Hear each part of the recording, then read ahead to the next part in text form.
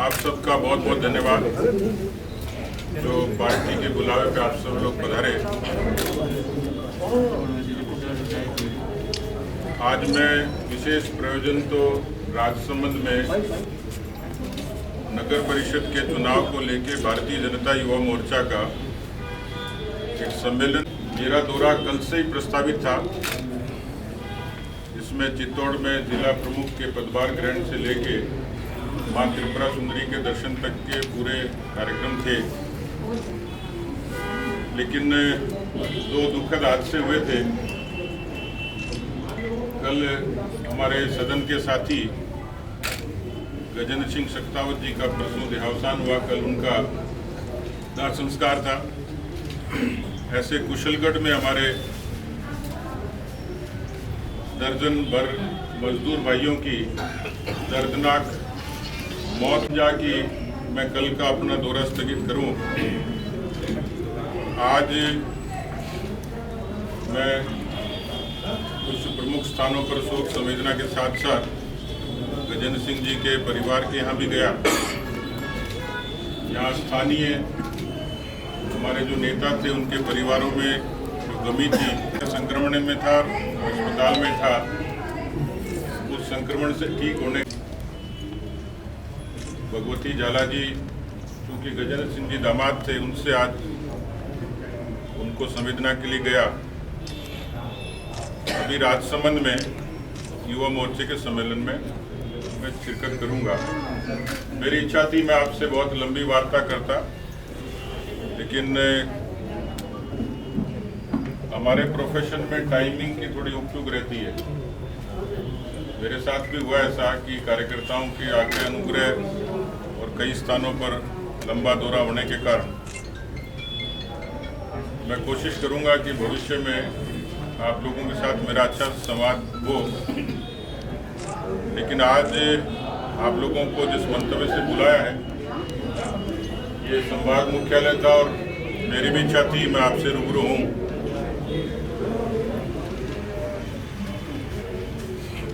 मैं शुरू करूं, कल नेताजी सुभाष चंद्र बोस जी की जयंती है और मैं माननीय प्रधानमंत्री जी का धन्यवाद दूंगा कि उन्होंने पराक्रम दिवस के रूप में नेताजी के जन्मदिवस को मनाने की घोषणा की है। अब भविष्य में नेताजी सुभाष चंद्र बोस जी का जन्मदिन ये पराक्रम दिवस के रूप में मनाया जाएगा। मैं ये मानता हूं कि देश के संत, ऋषि, महापुरुष, योद्धा ये नई पीढ़ी के लिए प्रेरणा का कारक होते हैं। उनको इतिहास में पढ़ाया भी जाता है और उनसे हम लोग सीख भी लेते हैं। पराक्रम दिवस ये उनकी स्मृति को जीवंत करेगा। इसके लिए प्रधानमंत्री जी और उनकी सरकार अभिनंदन की पात्र है।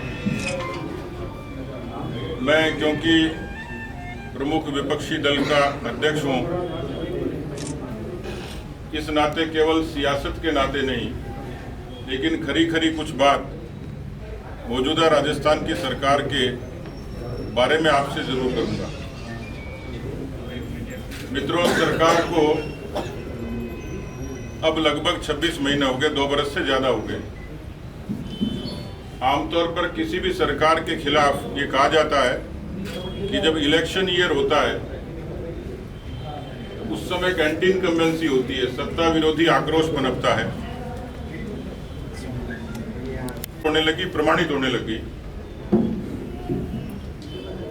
मैं केवल सियासी तौर पर नहीं, प्रमाणिक तौर पर ये बात कह रहा हूं। कांग्रेस पार्टी अंतर्कलह, अंतर्विरोध का शिकार तो थी ही, है भी, लेकिन राजस्थान की जनता को बड़ा नुकसान हुआ, ठगी गई जनता। और इसलिए इन 2 सालों का यदि मोटा मोटा लेखा जोखा देखें तो ये सरकार हर मोर्चे पर पूरे तरीके से फेल हुई है। ये सरकार दावे कुछ भी करे, इस सरकार ने कथित तौर पर जन घोषणा पत्र जारी किया, जिसके बारे में इतनी निष्ठा प्रकट की कि हमारी बाइबिल है। उस जन घोषणा पत्र का भी आकलन और लेखा जोखा करेंगे तो भी सरकार झूठी साबित होगी। मित्रों, एक बड़ा वायदा किया था, आपको ध्यान हो, किसान उदयपुर संभाग में भी रहते होंगे। राजस्थान के किसानों को जो पहला बड़ा वायदा किया, जिसमें कहा कि हम यदि सत्ता में आए तो संपूर्ण कर्जा माफी करेंगे, पूरा कर्जा माफ करेंगे।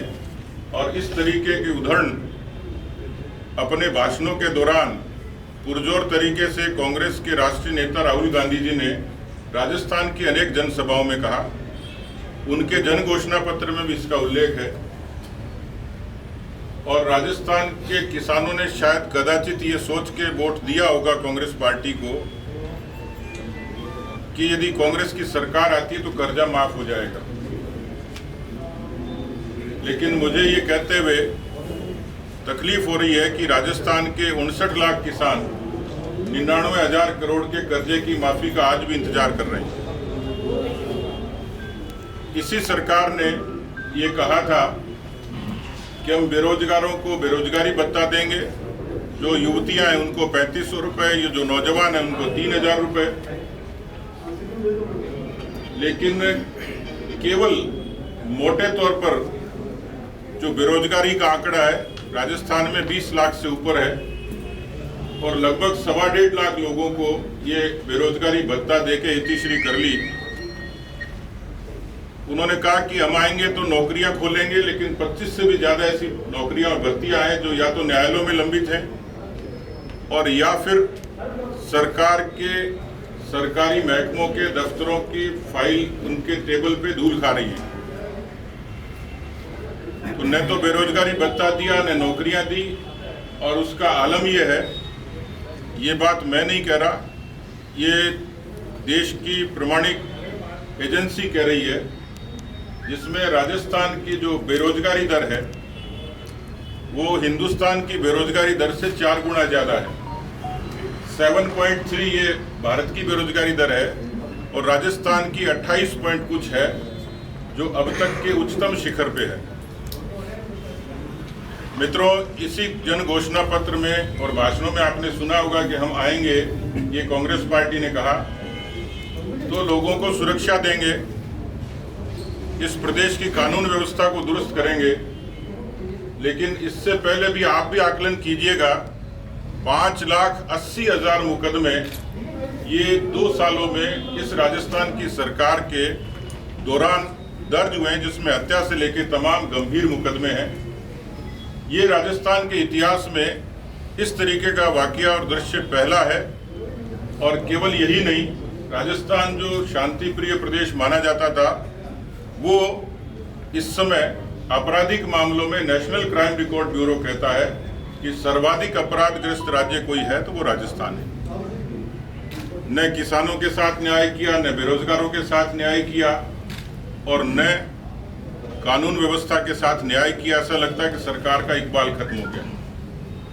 अभी पंचायती राज के सरपंच, कल पूरे प्रदेश भर में तालाबंदी थी पंचायतों में, 11,000 से भी ज़्यादा पंचायतों में सरपंचों ने, हो सकता है वैचारिक रूप से इनके भी सरपंच होंगे, लेकिन उन्होंने पंचायतों पर तालाबंदी की।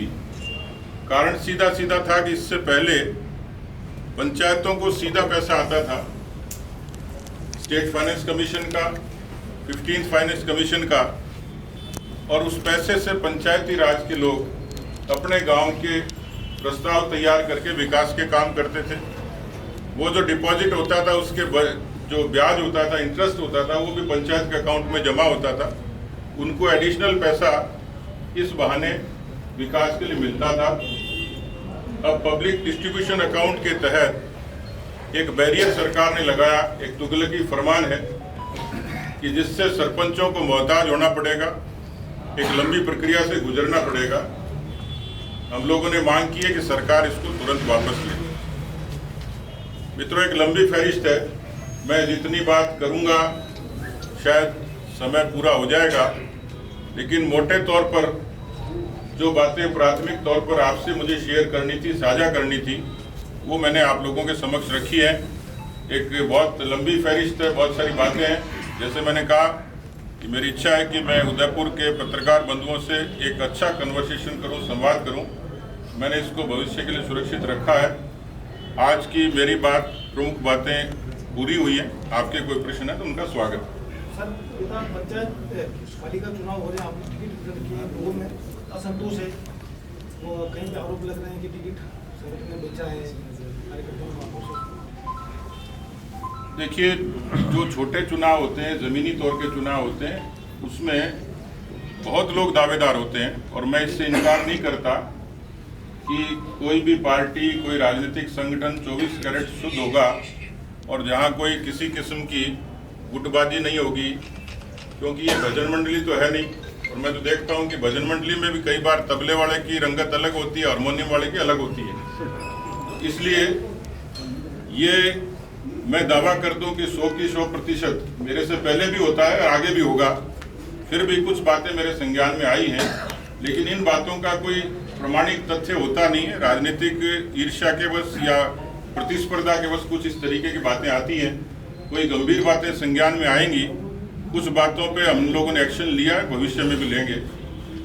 एक बात जो मैं शुरुआत की थी सरकार के खिलाफ प्रमाण की, पंचायती राज के चुनाव हुए जिसमें 4 करोड़ 50 लाख मतदाता थे।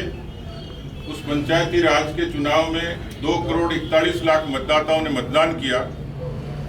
उन चुनाव में ये पहली बार हुआ है पूरे प्रदेश भर में कि सरकार के खिलाफ मैंडेट गया हो। 21 जिला परिषदों में 14 पर भारतीय जनता पार्टी काबिज हुई। ये इस तरीके का परिणाम पहली बार आया है। इसलिए जो मैंने बात शुरुआत की थी कि सरकार के खिलाफ जो एंटी इनकम्बेंसी वो जनता ने प्रमाणित की है। बीजेपी में घर वापसी फिर से शुरू हुई है, कई नेताओं का वापसी मतलब घर वापसी हुई है, जिसमें घनश्याम तिवारी भी है, देव सिंह भाटी का लगभग तैयारी है, वो भी आएंगे। तो क्या जो मेवाड़ के नेता, कुछ नेता आ चुके हैं, जो नेता अभी नहीं आए, जो पूर्व विधायक रहे, चाहे रणजीत सिंह बिल्डर हो, चाहे और कोई भी नेता हो, क्या वो उनकी भी वापसी होगी और घर वापसी होगी क्या? देखिए, ये ऐसा सिलसिला है कि कुछ कारणवश कुछ लोग पार्टी छोड़ के जाते हैं, कुछ को हमें अनुशासनहीनता के कारण निलंबित करना होता है, निष्कासित करना होता है। लेकिन लिबरल पॉलिटिक्स में, और हम लोग कभी कैडर की पार्टी हुआ करते थे, आज मासिस की पार्टी है। इसलिए कई लोग जो इच्छुक होते हैं पार्टी से वापस जुड़ने के लिए, वहाँ की स्थानीय इकाई जैसी राय देती है, प्रदेश के सब नेताओं की आपस में सलाह से जो राय बनती है, तब हम लोगों को वापस उनकी वापसी करते हैं। इसलिए ये सारी चीज़ें भविष्य के गर्भ में ऐसे कोई प्रस्ताव आएंगे तो गुण अवगुण के आधार पर उन पर विचार करेंगे। कुछ सीटों पर विधानसभा उपचुनाव कभी भी घोषित हो सकते हैं, बीजेपी किस तरह से तैयारी कर रही है?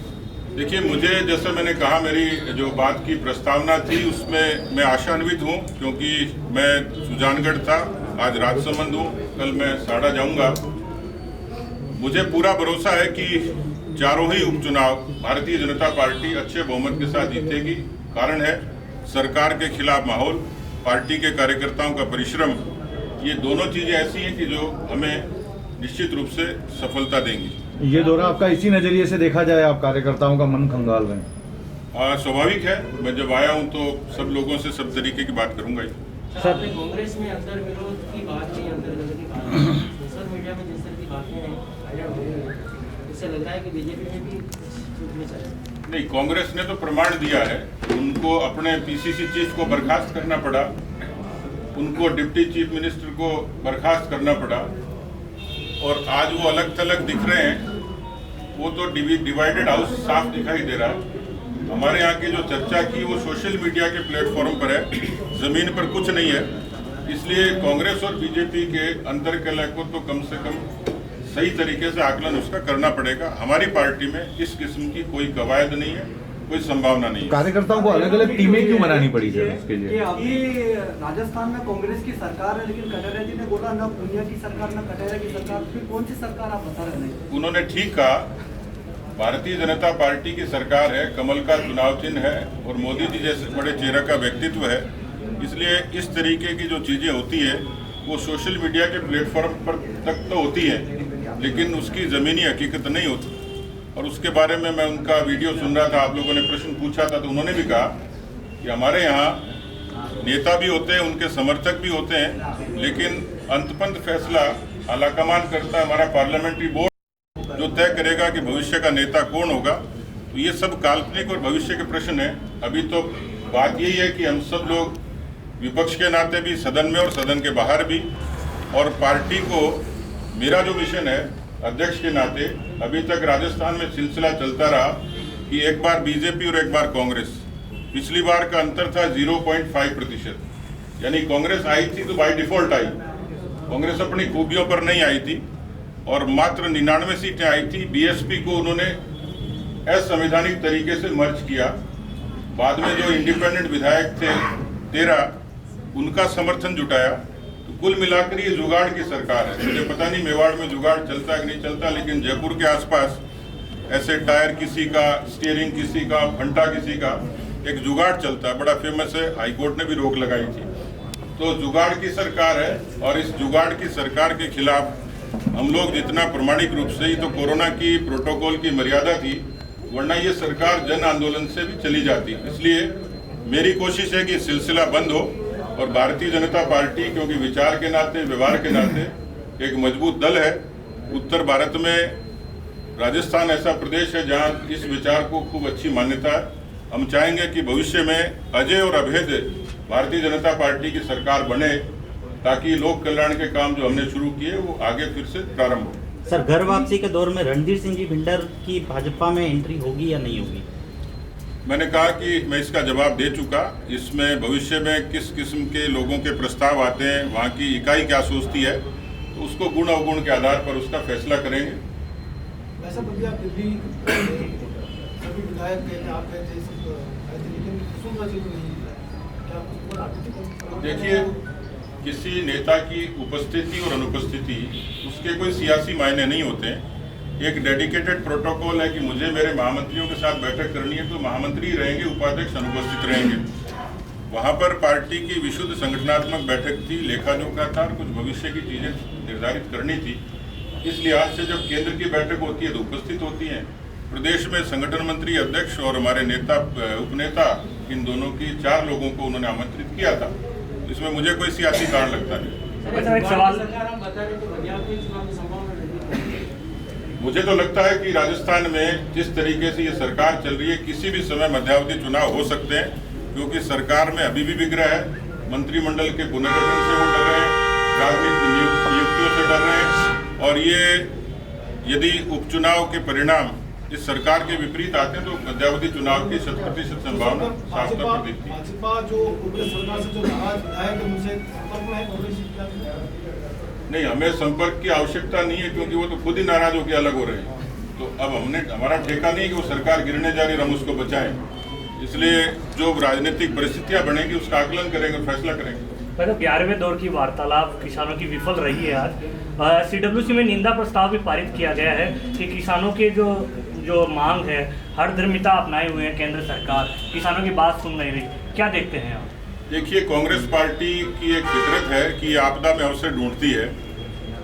कांग्रेस पार्टी को तो कम से कम सीडब्ल्यूसी को तो हक नहीं है कि वो इस तरीके के किसी अवसर पे कोई प्रस्ताव पारित करे, क्योंकि 50 साल का लेखा जोखा यदि उनसे लिया जाए तो किसानों के कल्याण के लिए कोई भी एक योजना बता दें, मैं मुकाबला करने के लिए तैयार हूँ। लेकिन मैं कह सकता हूँ कि प्रधानमंत्री ने, अटल बिहारी वाजपेयी जी ने जो शुरुआत की किसान क्रेडिट कार्ड की, प्रधानमंत्री ग्राम सड़क योजना की, फसल बीमा योजना की, और उसको मोदी जी ने नीम कोटेड यूरिया से, सॉइल हेल्थ कार्ड से पीएम किसान सम्मान निधि तक पहुंचाया है। आज हिंदुस्तान की नहीं, दुनिया की सबसे डायरेक्ट बेनिफिट ट्रांसफर स्कीम किसानों के लिए कोई है दुनिया में, वो पीएम किसान सम्मान निधि है। 11 करोड़ से भी ऊपर किसानों को 1,15,000 करोड़ का डायरेक्ट ट्रांसफर पहली बार हुआ है, जो किसी भी कर्जा माफी से बड़ा है।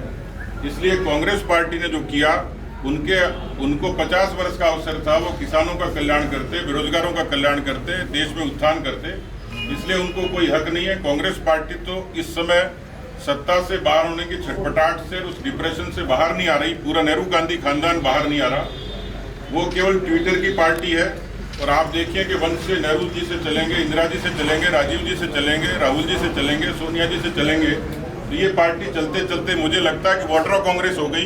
ये नेहरू की कांग्रेस नहीं है, इंदिरा की कांग्रेस नहीं है, राजीव गांधी की कांग्रेस नहीं है, गांधी की कांग्रेस नहीं है। इसलिए ये पार्टी सिर्फ नाटक और पाखंड करती है। इसलिए किसान आंदोलन में उसी तरीके की सियासी बातें ढूंढ रही है। द कलर्स 18 उदयपुर न्यूज़ को सब्सक्राइब करें और हमेशा अपडेट रहिए।